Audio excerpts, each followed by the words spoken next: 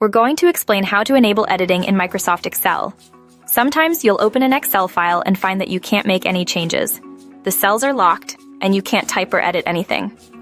This often happens because the file is protected, either by a password or by worksheet protection features. Here's how to fix it. 1. Check for a password. Look at the top of the Excel window. If you see a message like Protected View or Protected Workbook, or if you are prompted to enter a password, that means the file is password protected.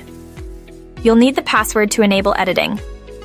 If you don't have the password, there's unfortunately nothing you can do except contact the person who shared the file with you. 2. Review the worksheet protection. If there's no password, the worksheet itself might be protected. This means individual cells or the entire sheet has been locked to prevent changes. To check, go to the Review tab on the Excel ribbon. Click on Unprotect Sheet. If a password is required, you'll need that password to proceed. If it's not password protected, you should be able to make changes immediately after unprotecting the sheet. 3. Examine the cell protection. Even if the sheet isn't protected, individual cells could be locked. Select the cells you want to edit. Again, go to the Review tab. If you see Protect Sheet is grayed out, then cell protection is not enabled. If Protect Sheet is enabled, click on it. If a password is required, you will have to enter the password. Then, uncheck the Locked checkbox in the Format Cells dialog box, found under Number tab. This makes the selected cells editable.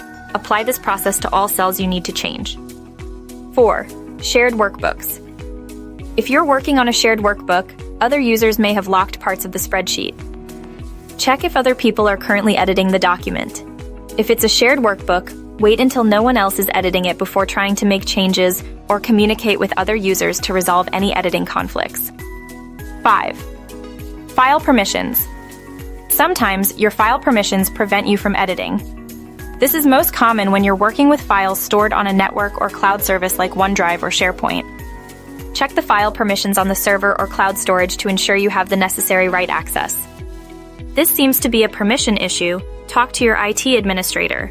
Remember, always be cautious when you are disabling protection. Double-check that you're allowed to edit the file and understand the implications before making any changes.